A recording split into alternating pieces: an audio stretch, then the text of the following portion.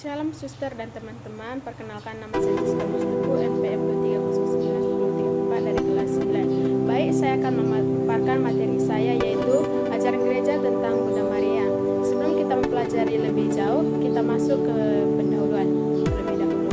Menuju Yesus melalui Bunda Maria, pendekatan ini seringkali terkait dengan tradisi dan kepercayaan dalam agama Katolik. Bunda Maria dianggap sebagai Ibu Yesus Kristus dan sering dihormati sebagai perantara antara umat manusia dan Tuhan. Pendekatan menuju Yesus melalui Bunda Maria mencakup doa, devosi, dan penghormatan terhadap Bunda Maria sebagai Ibu Pelindung. Beberapa orang percaya bahwa mohon doa Bunda Maria dapat membawa permohonan mereka kepada Tuhan dengan cara penting untuk dicatat bahwa berbagai denominasi Kristen dapat memiliki pandangan yang berbeda-beda mengenai peran Bunda Maria dalam kehidupan rohani. Beberapa denominasi mungkin menekankan hubungan langsung dengan Yesus Kristus tanpa melibatkan perantara lain. Apa sih pengertian Bunda Maria menurut ajaran Katolik? Atau siapakah Bunda Maria menurut ajaran Katolik? Bunda Maria juga dikenal sebagai Perawan Maria, adalah tokoh dalam tradisi Kristen yang dianggap sebagai Ibu Yesus Kristus. Cerita mengenai Bunda Maria dapat ditemukan dalam Perjanjian Baru di Alkitab, khususnya dalam Injil Matius, Markus, Lukas, dan Yohanes.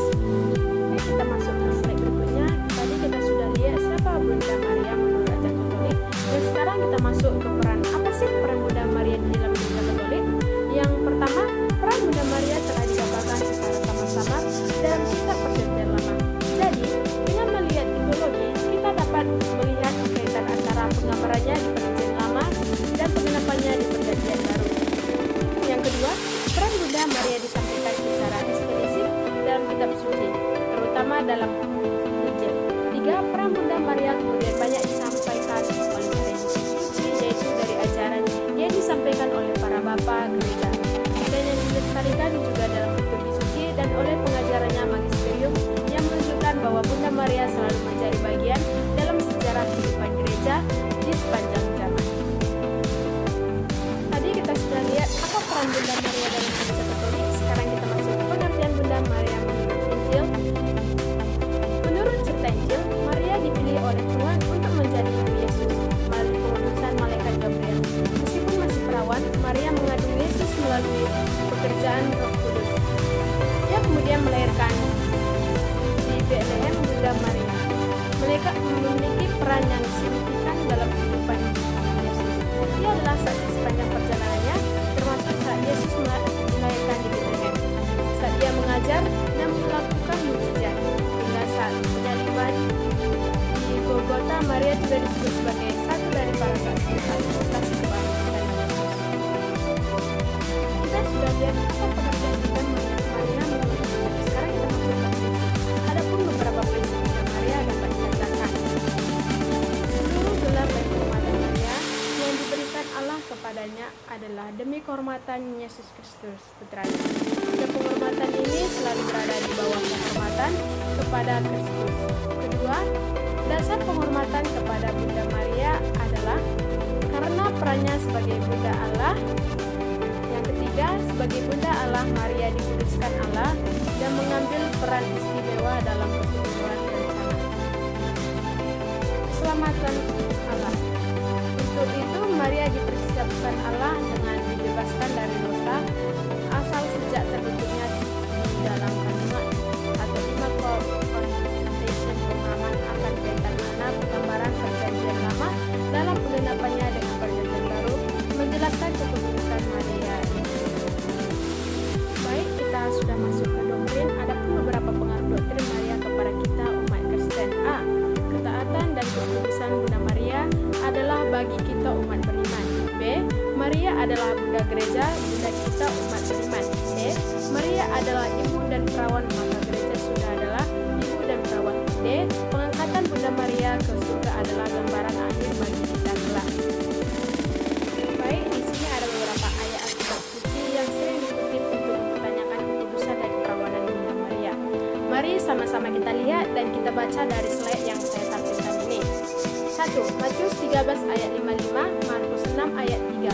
Bukankah ia anak tukang kayu? Bukankah ibunya bernama Maria dan saudara-saudaranya Yakobus, Yusuf, Simon, dan Yudas? Di dalam Alkitab istilah saudara dipakai untuk menjelaskan banyak arti. Kata saudara memang dapat berarti saudara kandung, namun dapat juga berarti saudara seiman, saudara sebangsa ataupun kerabat, seperti pada kitab asli bahwa Ibrani yang mengatakan Lot sebagai saudara Abraham, atau Kejadian 14 ayat 14, padahal Lot adalah keponakan Abraham.